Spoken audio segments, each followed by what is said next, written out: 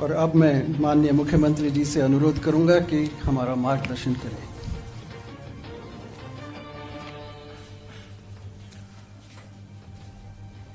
आज के इस प्रेस कॉन्फ्रेंस में हमारे सभी पत्रकार, छायाकार बंधुओं, हम जानते हैं कि आज भारतीय संस्कृति के अग्रदूत स्वामी विवेकानंद जी का जन्म दिवस है 12 जनवरी, और इस दिन को हम राष्ट्रीय युवा दिवस ये मनाते हैं। युवा ही वास्तव में एक ऐसा हमारा स्रोत है ऊर्जा का कि जिसके उसकी अपनी टैलेंट, उसका अपना योग्यता, उसके अपने गुण, उसकी अपनी क्षमता, उससे हम अपने देश को, समाज को खूब आगे बढ़ा सकते हैं। हमने हरियाणा में युवाओं के विकास की ओर पर्याप्त ध्यान दिया है।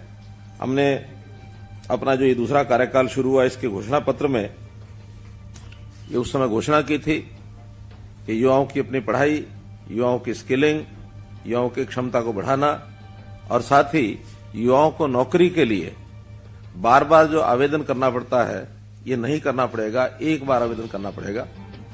उसी के ऊपर कार्यक्रम को आगे बढ़ाते हुए हमारी आईटी टीम ने, हमारे स्टाफ सिलेक्शन कमीशन ने मिलकर के एक जो पोर्टल बनाया, उसका आज विधिवत लॉन्च किया है। इस अवसर पर मैं सभी प्रदेश के युवाओं को शुभकामना देता हूं।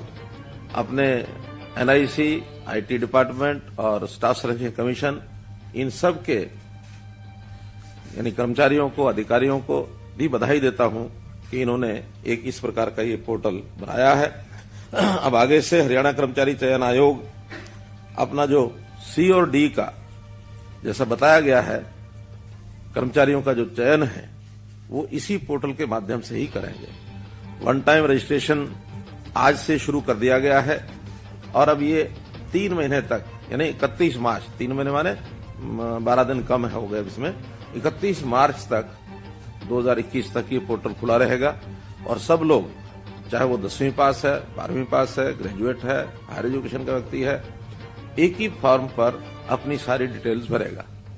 और जो कम क्वालिफिकेशन वाला है वो तो केवल डी में ही अपने परीक्षा दे पाएगा, लेकिन इससे ऊपर के क्वालिफिकेशन वाले, यानी +2 और इससे ऊपर के क्वालिफिकेशन वाले, चाहे तो वो डी में भी परीक्षा दे सकते हैं, चाहे तो सी में भी दे सकते हैं। कॉमन एलिजिबिलिटी टेस्ट जो है ये दोनों का अलग अलग होगा, सी का अलग होगा, डी का अलग होगा। डी में तो जो भी उसकी मेरिट लिस्ट बनेगी, इंक्लूडिंग सोशो इकोनॉमिक मार्क्स मिला करके, उस मेरिट के आधार के ऊपर ही जो ऊपर के जितने भी कैंडिडेट्स होंगे उनको ऑटोमेटिकली नौकरी मिलेगी। हाँ, उसमें जो विशेष उनकी उपलब्धि चाहिए, जिनके लिए जैसा विशेष उनका अनुभव या तकनीकी अनुभव, इसके अलग से जो सर्टिफिकेट की आवश्यकता होगी, उन सर्टिफिकेट के लोगों को ही अपनी मेरिट के हिसाब से वहां नौकरी मिलती जाएगी। अलग से दूसरा टेस्ट नहीं होगा। लेकिन ग्रुप सी में डिपार्टमेंट की जो भी पोस्ट होंगी, उस पोस्ट के हिसाब से उसका एक टेस्ट दोबारा होगा। और वो जैसे बताया कि अगर 30 पोस्टें हैं अप टू 30 तो 5 टाइम्स, 30 से 50 तक 150 फिक्स होंगे, और 50 से ऊपर 3 टाइम्स, ताकि फिर वो 50 से ऊपर 3 टाइम 150 से ऊपर निकल जाएंगे। तो इस प्रकार से 3 स्लैब्स उसके बनाए गए हैं, और मैं समझता हूं कि बहुत बड़ी एक सुविधा ये युवकों को, क्योंकि एक ही युवक बार बार टेस्ट भरता है, बार बार टेस्ट के लिए फार्म भरता है, और उसको बार बार फीस देनी पड़ती है। उसकी बजाय वो 3 साल के लिए एक बार ही अपनी पात्रता, एक पात्रता टेस्ट के लिए ही फीस होगी। अगर वो दूसरी बार उसको इम्प्रूव करना चाहता है तो उसको फीस वो दोबारा देनी होगी, क्योंकि मुख्य जो कॉमन एलिजिबिलिटी टेस्ट है ये फीस उसकी है। बाकी जितने भी आगे टेस्ट होंगे ग्रुप सी के, उसमें कोई भी फीस नहीं होगी। तो इसलिए, और जब भी वो आखिरी फीस जमा कराएगा उसके 3 साल तक वो वैलिड रहेगी। उस 3 साल से, मानो पहले साल कराता है 3 साल तक, और हो सकता है वो दूसरे साल फिर जमा करा के अपना टेस्ट देना चाहता है तो फिर चौथे साल तक रहेगी। इसलिए ये 3 साल की उसकी एलिजिबिलिटी हर टेस्ट की ये रहा करेगी। मित्रों, जैसा आप देखते हैं, पहले हमारे, हाँ जी, एक एलिजिबिलिटी टेस्ट के लिए। वो एलिजिबिलिटी टेस्ट 3 साल के लिए वैलिड होगा। अगर 3 साल में आगे नहीं देता तो वहां तक रहेगी। लेकिन इंप्रूव करने के लिए अगर मानो उस अगले एलिजिबिलिटी टेस्ट के लिए फिर वो देना चाहता है तो फिर से उसको फीस देनी होगी, तो वो टेस्ट की उसकी भी फिर 3 साल वैलिड हो जाएगी।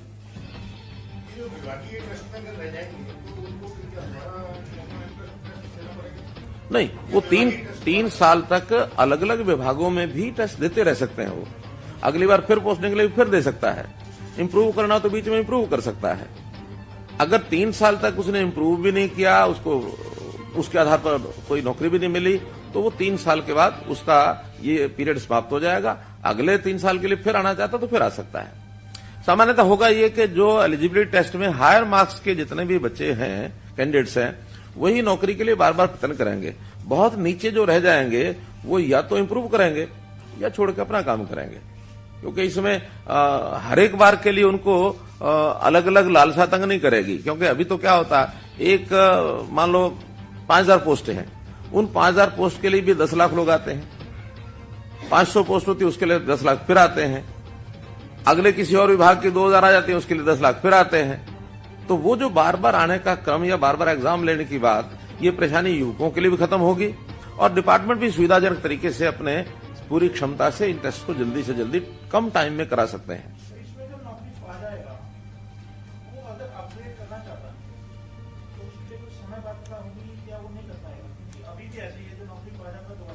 देता रहेगा वो। हाँ, वो दे सकता है। वो इस आधार पर ये रजिस्ट्रेशन तो उसका नौकरी का खत्म हो गया, वो नए सिरे से रजिस्ट्रेशन करा के फिर कर सकता है, क्योंकि एक बार नौकरी जिसको मिलेगी वो इसमें से डिलीट हो जाएगा।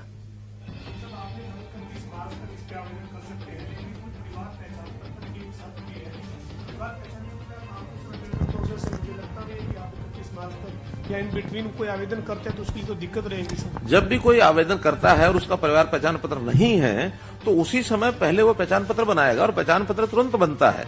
वो तो जो नहीं बनवा रहे वो पूरा करने के लिए समय लगेगा, लेकिन आवेदन करने से पहले अगला अपना परिवार पहचान पत्र कहीं भी किसी भी सेंटर पर जाके बनवा सकता है। बनवाएगा, अपना नंबर लिखेगा, उसको रजिस्ट्रेशन करेगा।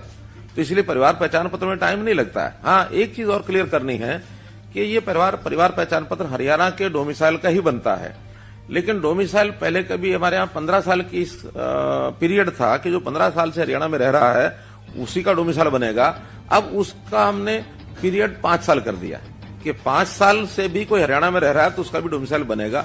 5 साल से कम अगर है तो उसको एक टेम्परेरी रेजिडेंट आईडी दी जाएगी, वो भी भर सकता है फार्म, यानी दूसरे प्रदेश का भी भरना चाहे तो भर सकता है। वो टेम्परेरी आईडी उसको ये मिलेगी, उस टेम्परेरी आईडी के आधार पर वो सारी जानकारियां उसकी ऑटोमेटिक उसके अंदर भरी जाएंगी।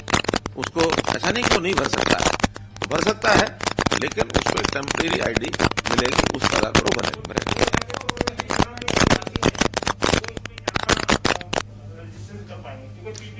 नहीं, सभी कर पाएंगे। पीपीपी के अलावा मैंने बताया ना, अगर किसी का पीपीपी नहीं है वो टेम्परेरी लेगा। हाँ, उसी पोर्टल में भरना पड़ेगा। हमारा जो पोर्टल है पीपीपी का, उसी में एक प्रावधान टेम्परेरी आईडी का है, उसके अंदर टेम्परेरी आईडी बनाएगा, अपना मूल एड्रेस जहां का वहां का लिखेगा।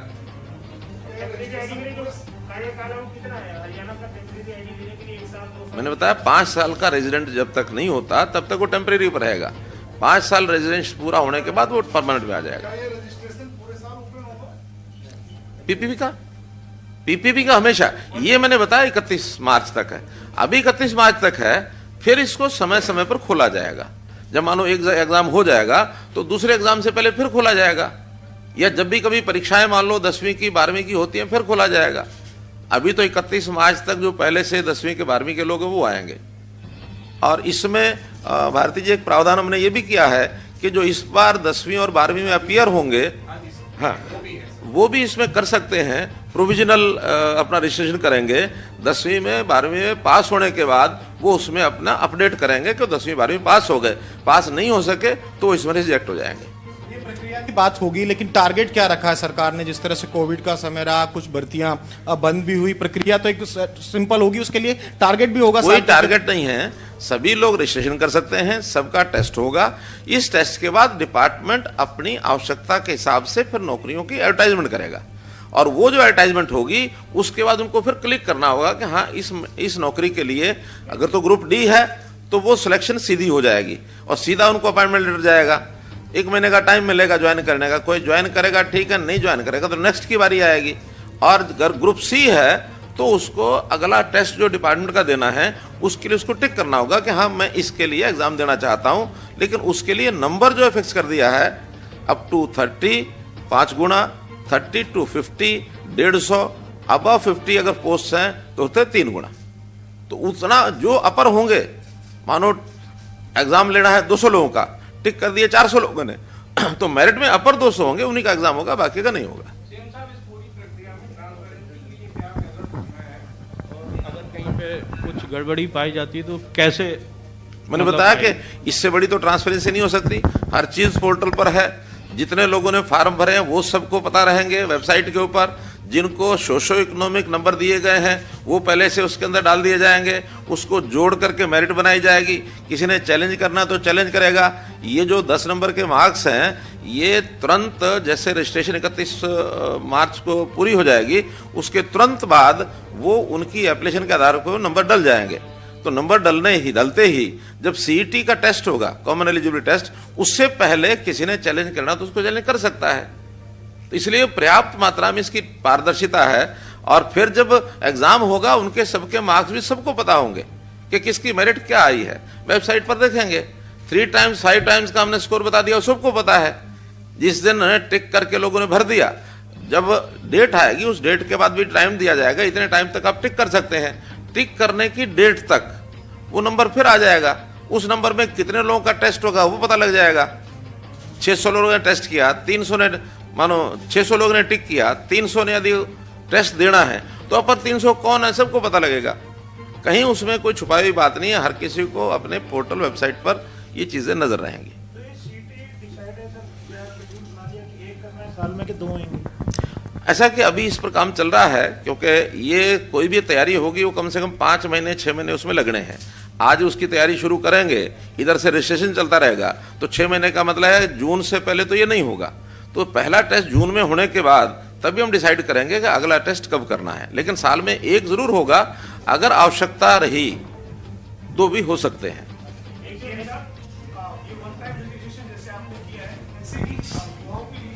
ऑनलाइन ही एग्जाम अगर वो देना चाहे तो ऐसा कोई विचार कर रहे हैं कि चूंकि अभी ग्राम सचिव का पेपर हुआ है सर, 6.5 लाख के करीब अभ्यर्थी थे और इधर से उधर तो नहीं जाना पड़ा, आपने उनके लिए सुविधा कर दी, जिलों में सेंटर दे दिए।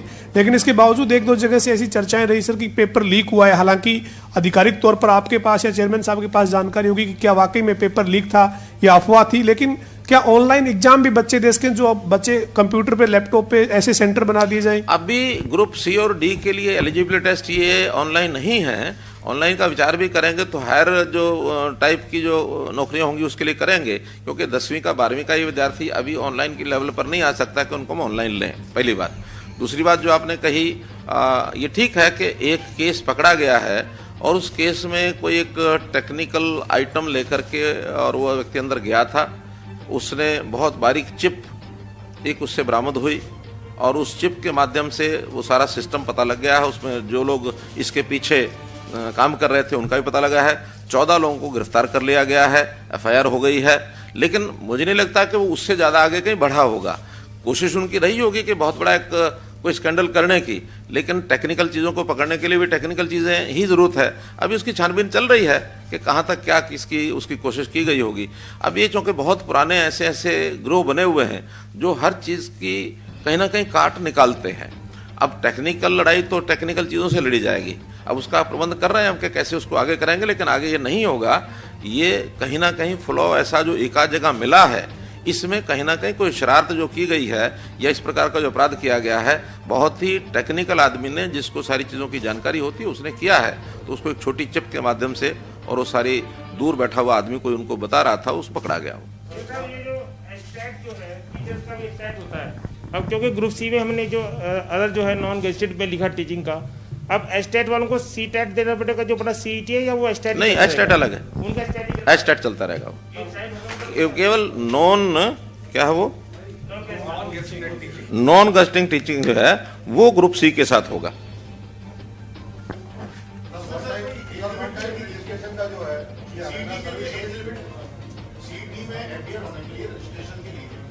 वही जो नौकरियों के लिए है वही एज लिमिट है, 42 वर्ष और 47 वर्ष।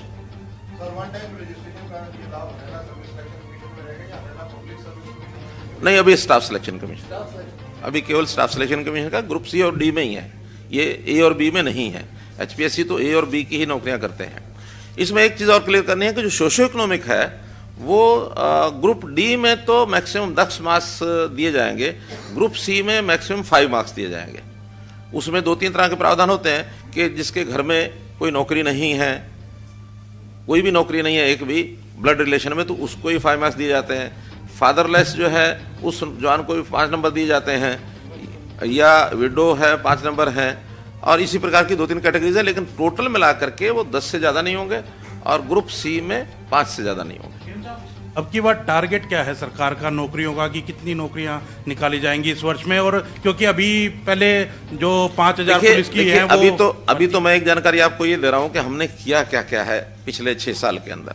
ये जानकारियां युवाओं को आखिर कैसे कैसे हमने उनको सहयोग किया, कैसे उनको लाभ पहुंचाया, कैसे उनके जीवन को सुखी करने की हमने कोशिश की।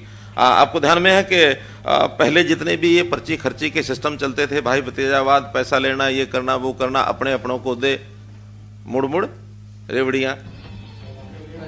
देखिए अब सारा पूरा मत क्या करो आप लोग। तो कुल मिला के उस सारे को हमने बदला है, और बदलने के बाद 6 साल में 80,000 नौकरियां हमने दी हैं। और कोई पिछले 6 साल का कोई पीरियड, 5 साल का पीरियड उठा करके देख लें, इतनी बड़ी संख्या में नौकरी कभी भी नहीं दी गई है। एवरेज पर ईयर भी लगा लेंगे तब भी नहीं दी गई है। सी और डी में हमने इंटरव्यू खत्म किया। पहले इंटरव्यू में ही सारा कुछ मार लगती थी।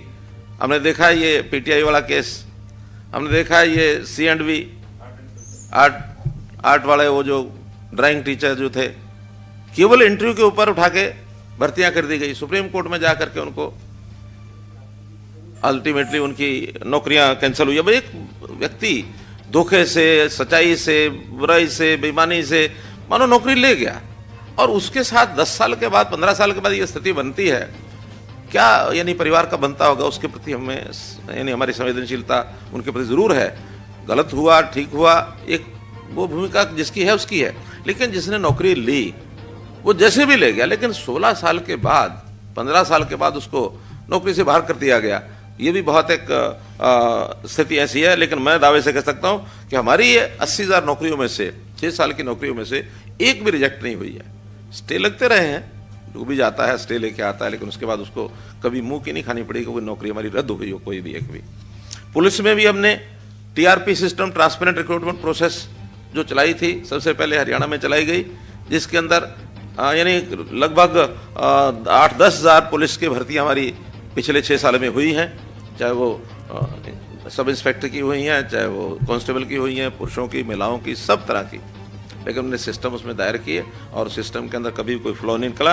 और अच्छे अच्छे लोग, यानी आज पुलिस का जो नया बैच है, बहुत अच्छे पढ़े लिखे, अच्छे यानी होनहार, और उसमें से हमने एक और छूट दी उनको कि आपको आगे प्रमोट करना, अपने आप को कैरियर बनाना है, आपको आगे जाने के लिए कोई भी टेस्ट देना, NOC नहीं लेना पड़ेगा। Just you inform your department कि मैं एक टेस्ट देने जा रहा हूं।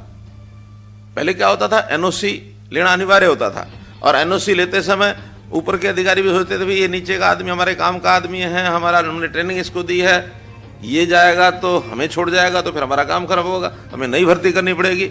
नो, हम उस नौजवान के कैरियर में बाधा नहीं बनना चाहते। पहले मैं जो अगली बातें थोड़ी सी बता देता हूं, फिर पोर्टल पर फिर आ जाएगा वापस। पोर्टल की काफी बातें बताती हैं। 75% उद्योगों में प्राइवेट नौकरी के लिए इसका कानून हमने बनाया है कि हरियाणा के युवक को प्राथमिकता मिले। ये ठीक है, इसमें काफी कुछ चर्चा, बहस ये सब चलती है, चल भी रही है। लेकिन मैंने कहा अगर उपलब्ध है हरियाणा का नौजवान तो उसको नौकरी पहले मिलनी चाहिए, उपलब्ध नहीं है तो बाहर से ला सकते हैं। इसका मैकेनिज्म वो सारा हम बना रहे हैं। विदेश सहयोग विभाग हमने बनाया है, कल ही उसमें मीटिंग हुई है कि हमें अपने नौजवानों को, हमारे यहाँ जो वर्कफोर्स है ये काम करने के लिए विदेश में भी अगर जा सकते हैं, उनको फैसिलिटेट किया जाए। कॉलेजेस में फ्री पासपोर्ट बनाने की हमने सुविधा दी। क्या फॉर्म भरिए, कोई भी पोस्ट यानी ग्रेजुएट होने वाला विद्यार्थी अपना पासपोर्ट वहीं से लेकर के जा सकता है, उसका कोई शुल्क नहीं लगेगा। और 6,800 विद्यार्थियों को इस साल ये पासपोर्ट दिए गए हैं जिन्होंने अप्लाई किया है फ्री ऑफ कॉस्ट। इसी प्रकार की स्किलिंग के भी हम कार्यक्रम चला रहे हैं। हमारा जो स्किल डेवलपमेंट यूनिवर्सिटी बनाई है, हर प्रकार की स्किलिंग, चाहे वो 10वीं पास है, चाहे ग्रेजुएट, पोस्ट ग्रेजुएट, +2 कोई भी है, ताकि जिस चीज़ की आवश्यकता है उसकी स्किलिंग और वो करवाई जाए और उनको आगे बढ़ाया जाए। ये भी हमने जो काम किया है उसके अंदर भी केवल यूनिवर्सिटी में 12,000 विद्यार्थी वो स्किलिंग का उनका तैयारी हो गई है। और इसके अलावा स्किलिंग यूनिवर्सिटी के इंडस्ट्री के साथ MOUs हो रहे हैं। लगभग 50 इंडस्ट्री के साथ MOU हुए हैं, जहाँ इंडस्ट्री में ही ट्रेनिंग दी जाएगी जिस चीज़ की आवश्यकता है, और वही इंडस्ट्री उनको एब्जॉर्व करेगी। ट्रेनर्स उन यूनिवर्सिटी वाले होंगे, सर्टिफिकेट स्किल यूनिवर्सिटी देगी, उनकी देखरेख में उनकी ट्रेनिंग का जो एग्ज़ाम पार्ट है वो स्किल यूनिवर्सिटी करेगी। और उसका एक MOU करने के बाद इसमें भी बड़ी संख्या में नौजवानों को भर्ती हो रही है। हमने रोजगार मेले भी लगाए, 577 रोजगार मेले लगे हैं 6 साल में। 60,800 बेरोजगार युवाओं को उसमें नौकरी दी गई है। और इसके अलावा निजी कंपनियां जैसे ओला, उबर, GS4, जोमेटो और स्विगी, इनके साथ भी हमने अनुबंध किए और उसमें भी 79,000 युवाओं को रोजगार के अवसर प्रदान किए।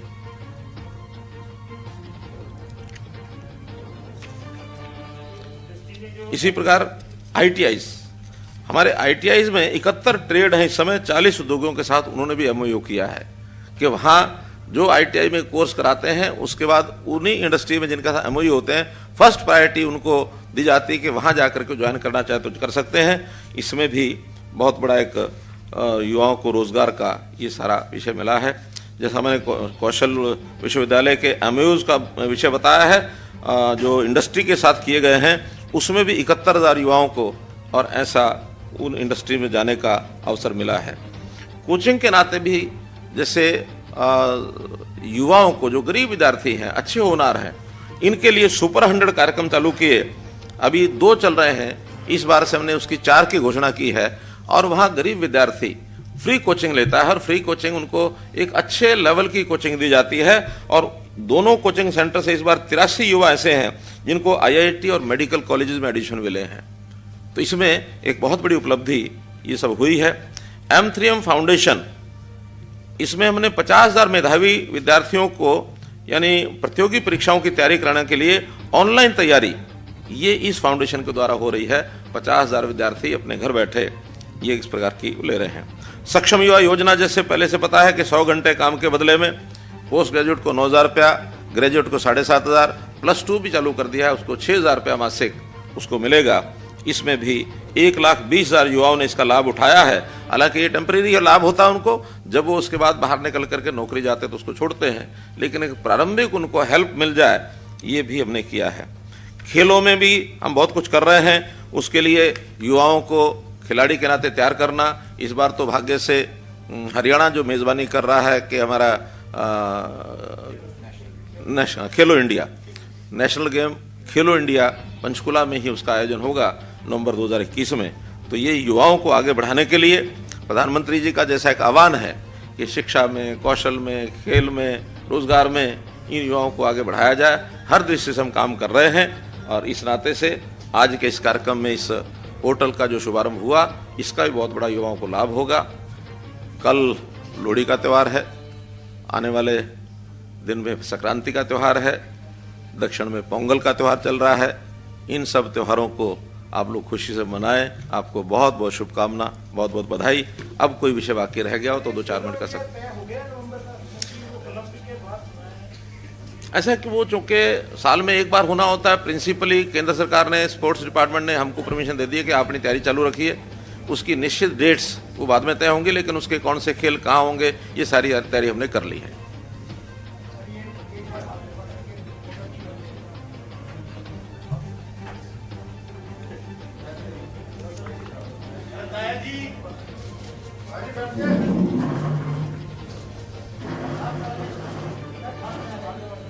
चलो ले लो।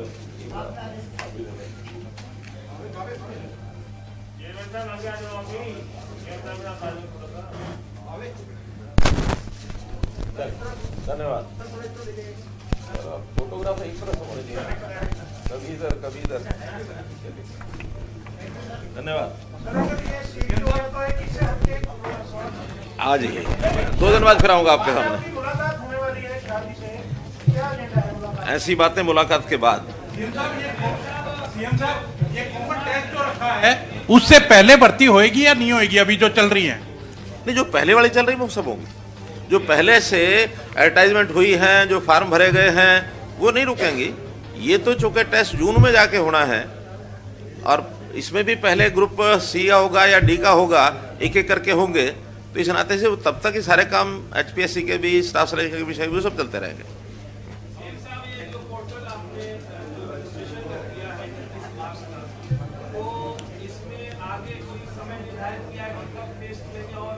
मैंने बताया ना, मैंने बताया लगभग 6 महीने की तैयारी सीएटी टेस्ट की होती है, तो जून के आसपास डेट आएगी। उससे पहले सोशो इकोनॉमिक जो मार्क्स देने होंगे उसका भी वेरिफिकेशन या उसकी कोई ऑब्जेक्शन आते हैं तो उस ऑब्जेक्शन को दूर करना, ये अप्रैल में ये काम होगा, जून में ये टेस्ट होगा और जून के बाद इसकी भर्तियां होंगी। धन्यवाद।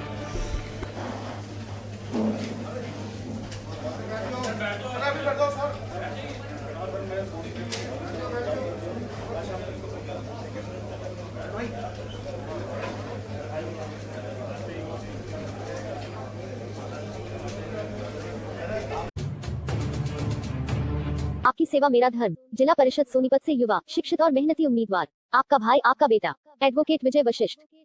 साई इंस्टीट्यूट, आपके सपनों को हम करेंगे साकार। हमारा पता है जीवनी अस्पताल के पास, सांपला रोड, खरखौदा, जिला सोनीपत, हरियाणा।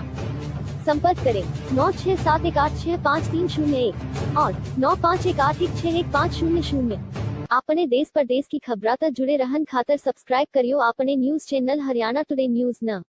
अगेला एक घंटी के बटन न भी दाब दियो ताकि महारी सारी खबरा का नोटिफिकेशन सब तक पहला थाम न मिल सके।